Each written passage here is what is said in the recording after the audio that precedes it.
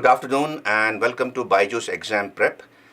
Just now, my colleague Rohit sir discussed the questions on modern Indian history in this year's prelims exam. I'll be discussing about ancient, medieval, and art and culture. So, without much ado, let's begin. Which one of the following is a work attributed to playwright Bhasa? Now, Bhasa, as you all know, was a Sanskrit playwright who functioned most probably in the late Mauryan period. Mauryan period is from 321 to 184 BC. 321 to 184 BCE. So he's supposed to have functioned around in the late Mauryan period. And Bhasa is popular for many Sanskrit books like Swapna Vasavadatta, Pratignyaya Augandharayana. And of course, he also wrote Madhyama Vya Yoga.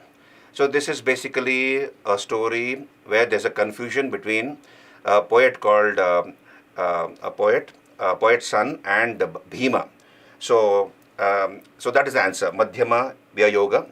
Kavya Lankara is attributed to Bhamaha. Bhamaha functioned around Bhamaha. So he was an ancient Sanskrit literature. Natya Shastra is of course by Bharata Muni, the earliest known treatise on dance. Then Mahabhashya is a book written by, of course, Patanjali, who was a contemporary of Pushyamitra Sunga. So the answer to this question is Madhyama Vya Yoga, C. Then we go to another question. Consider the following included in the World Heritage List released by UNESCO. Shantiniketan, Rani Ki Vav, Sacred Ensembles of the Hoysalas, Mahabodhi Temple Complex at Bodh Gaya. How many of the above properties were included in 2023? So this is the catch here. They are asking those places which have been included in the UNESCO list in 2023. And if you have read this question, updated your current affairs, you'll be able to easily mark the answer. The answer is Shantiniketan, the institution established by poet Rabindranath Tagore, and of course the Hoysala temples, the sacred ensembles of the Hoysalas. So in September 2023, 3 temples of the Hoysalas were included by the UNESCO in the permanent list of World Heritage. These are, of course, the Chennakeshava temple at Belur, the Hoysaleshwara Shantaleshwara temple, which are basically Dvikuta temples or twin temples of Halebid, and of course the Keshava temple at Somanathpur in the Mysore district. So the answer would be 1 and 3. That is 2. Only they're asking how many of the above properties were included. Only 2 were included. Rani Ki Vav and Mahabodhi temple complex were included in the list much earlier. Rani Ki Vav in 2002 and Mahabodhi temple complex in 2017 or so. So this is the answer for this question. Only 2. We go to the next question. Consider the following statements. Statement number 1 says, there are no parables in Upanishads. There are no parables in Upanishads. So whenever there is a statement, a sweeping statement that there is no parables in Upanishads or in anything else, generally the statement is wrong. So what are parables? Basically, they are moral stories indicating moral or spiritual messages. So we have plenty of parables in the Upanishads. So there are totally 108 Upanishads, as you know, like the Shvetashvatara Upanishad, the Brihadaranyaka Upanishad, the Katha Upanishad, etc. So there are many stories and parables in the Upanishads. Upanishads were composed earlier than the Puranas. So that particular statement is correct. The first statement is wrong and the second statement is correct. Upanishads were composed between the 8th century BC and the 5th century BCE. So therefore, and whereas the Puranas are attributed to about 5th century AD onwards. Therefore, Upanishads were composed earlier than the Puranas. The second statement is correct. So how many of the statements, which of the statements given above are correct? Only 1 is correct. Only 1. 1 only. We go to the next question. Which one of the following was the latest inclusion in the Intangible Cultural Heritage List of UNESCO? So this again is an easy question. It was in the current affairs.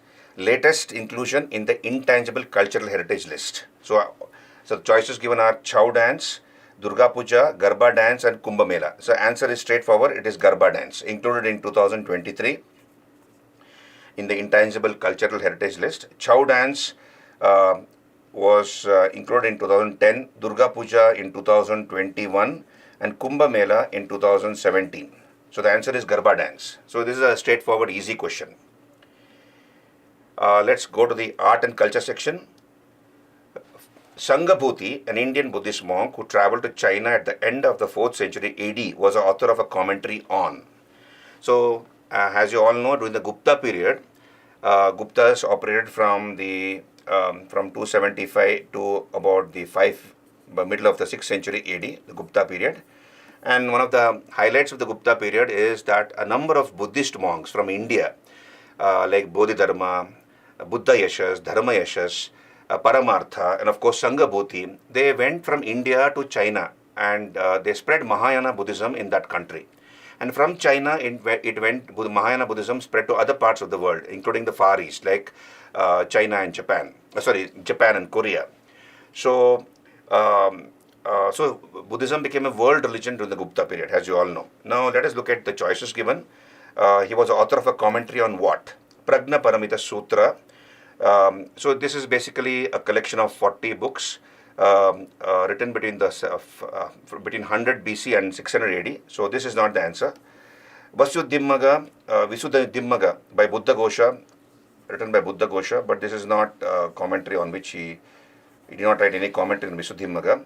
Lalita Vistara is a biography of the Buddha. So again, this cannot be the answer. The answer is Sarvastivada Vinaya. Sarvastivada Vinaya would be the answer. Sarvastivada sect, as you know, arose in the 4th Buddhist Council in Kashmir. In the 4th Buddhist Council, we have the division in the Buddhist Sangha into Hinayana and Mahayana. And a separate sect arose in Kashmir called Sarvastivada sect. This was founded by Rahula Bhadra or Rahula Bhadda. And the chairman of the 4th Council, Vasumitra, wrote a book called Mahavibhasha Shastra, which is basically a Sarvastivada book. So Sanghabhuti was the author of a commentary on Sarvastivada Vinaya. So this is the answer. This is a tough question. Generally, students would be familiar with the various Buddhist missionaries from India to China and to other parts of the world. But then, what books they wrote or commentaries they wrote on would be a difficult cup of tea. But I would say this question would be a tough question to answer for anybody. Then we move on. With reference to ancient India, Gautama Buddha was generally known by which of the following epithets? So, Gautama Buddha was known by many epithets, as you know. Let us look at the choices. Nayaputta, Sakya Muni, Tathagata. Now, Nayaputta, as you all know, is outrightly wrong. You see, this was one of the titles of the founder of Jainism, Vardhamana Mahavira. Vardhamana Mahavira belonged to the Naya clan. Isn't it? He belonged to the Naya clan. His father was Siddhartha, who was the head of the Gnatrika clan, also called Naya clan. And therefore, Vardhamana Mahavira is also called Niganta Nataputta or Gnataputra and also called Nayaputta. So this would be a title attributed to Vardhamana Mahavir, not Gautama Buddha. Then the second choice says Sakya Muni. Obviously, this is true because Buddha belonged to the Sakya clan. His father Suddhodana was the elected ruler of Kapilavastu, and he belonged to the Sakya clan, and Buddha is also called Sakya Muni for that reason. And then, of course, one more choice, Tathagata. So this is another epithet of the Buddha. Once Buddha attained his nirvana or Sambodhi, he came to the deer park at Sarnath, also called Isipatana during those days, and he found his former accomplices, Kondana, Vappa, Dhadiya, Mahanama, Asagi, and he called out to them. So they came running towards the Buddha, and Buddha is supposed to have told them that henceforth they should address him as Tathagata. What is the meaning of Tathagata? One who has walked the path of enlightenment. One who has walked the path of enlightenment, and if we can split these words into two, Tathagata, it also means one who has come and therefore who has to go. So it also means that. So again, the third choice is correct. So select the correct answer. 2 and 3 would be the answer. B is the answer for this question. We go to the next question. Consider the following information. Number one, so this is match the following. Chandraketugad, archaeological site, state Odisha, description trading port town. Now, if the student has gone through the previous year UPSC question papers, including history, you would be aware that in 2021, UPSC asked a question, again matched the following question, where Chandraketugad was matched with terracotta artifacts. You go to your previous year question papers and have a look at it in case you haven't. So Chandraketugad was in the news in the current affairs in 2020, and in Chandraketugad is a place in West Bengal, and at Chandraketugad, terracotta artifacts were found. Terracotta artifacts were found, and UPSC asked a question in 2021, and I'm very surprised that UPSC asked this question again about Chandraketugad. It is not in Odisha, it is in West Bengal. So this particular match is wrong. Inamgaon, Maharashtra, Chalcolithic site. So this is very much correct, Inamgaon. So this belongs to the Jorwe culture, which is a Chalcolithic culture. Chalcolithic, as you know, is a stone copper age where man began to use copper along with stone.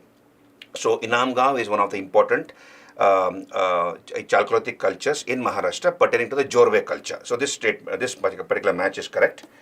Mangadu, Kerala megalithic site. So recently Mangadu was in the news. It is in the Kollam district of Kerala. Kollam district of Kerala.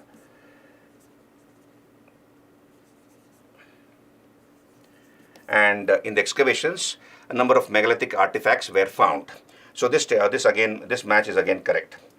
Salihundam, Andhra Pradesh, rock-cut cave shrines. You see, Salihundam, Andhra Pradesh is perfectly right. But then look at the description in the third column.